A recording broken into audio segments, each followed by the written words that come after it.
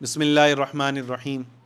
میرے محترم عزیزوں، آج جو ہے روزے سے متعلق دو اہم مسائل کی طرف توجہ دلانی ہے کہ جس کی وجہ سے ہزاروں لوگ روزہ تو رکھتے ہیں مگر ان کے نامہ اعمال میں سوائے بھوکا پیاسا رہنے کے کچھ بھی نہیں لکھا جاتا، اور یہ حدیث کے الفاظ ہیں۔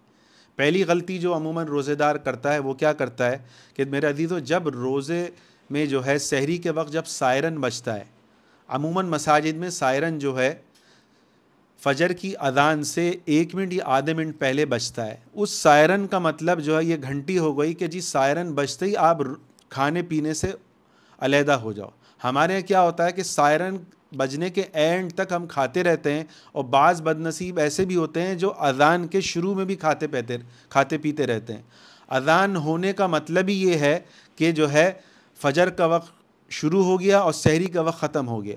آپ نے ایک لقمہ بھی منہ میں ڈال لیا تو پھر آپ جو ہے 10 گھنٹے بھوکے پیاسے رہیں گے، آپ کا روزہ نہیں لکھا جائے گا، آپ کو کوئی اجر نہیں ملے گا۔ تو خاص طور پہ اس کا خیال رکھیں۔ عموماً جو ہے جو مسائل پوچھے گئے، مائیں چلا رہی ہوتی ہیں اور کوئی نہ کوئی کچھ منہ میں ڈال رہا ہوتا ہے کہ نہیں ابھی گنجائش ہے۔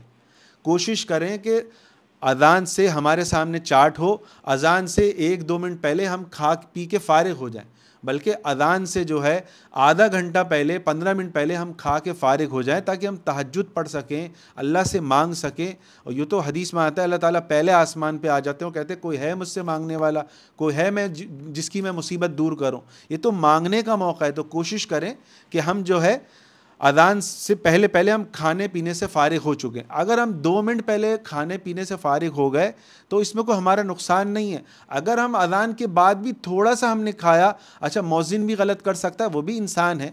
اگر وہ آدھے منٹ 1 منٹ اگر وہ لیٹ ہو گیا، وہ بیچارہ اپنی سحری کھا رہا ہے اور اس نے اذان آدھے منٹ لیٹ کر لی، اور گاؤں گوٹوں میں تو یہ رواج عام ہو گیا، تو گویا کہ پورے گاؤں کا روزہ ہی نہیں ہوا۔ اس بات کو ذہن میں رکھیں۔ دوسری جو ہم غلطی کرتے ہیں وہ کیا کرتے ہیں کہ وضو کرتے ہوئے ہمیں معلوم ہے کہ روزہ ہے، اگر آپ نے کلی میں مبالغہ آرائی سے کام لیا، منہ بھر کے کلی کر لی، حلق میں تھوڑا سا بھی پانی چلا گیا تو آپ کا روزہ ٹوٹ گیا۔ اس بات کو ذہن میں رکھیں۔ ناک میں جیسے ہم پانی ڈالنا سنت ہے ناک کے اندر، اگر ہم نے وضو میں یہ عمل کیا تو بھی اور حلق میں پانی چلا گیا تو بھی ہمارا روزہ ٹوٹ گیا۔ ہمارے کزن ہیں ماشاءاللہ، عالم بھی ہیں، حافظ بھی ہیں، ان کے یہ الفاظ ہیں کہ مجھ سے جو ہے 3 سے 4 مرتبہ مجھ سے یہ غلطی ہو گئی کہ روزے میں رمضان میں وضو کے دوران جو ہے حلق میں نے پانی ڈالا اور وہ نیچے اتر گیا، غلطی سے جو ہے میں نے مبالغہ آرائی کر لی، منہ بھر کے کلی کر لی۔ تو جب ایک عالم یہ غلطی کر سکتا ہے اس کو، تو آپ اندازہ لگائیں عوام سے یہ غلطی کتنی بڑی ہوتی ہوگی۔ تو کوشش کریں وضو کرتے ہوئے ہمیں استحضار ہو کہ بھائی میرا روزہ ہے، آپ کو منہ بھر کے کلی نہیں کرنی۔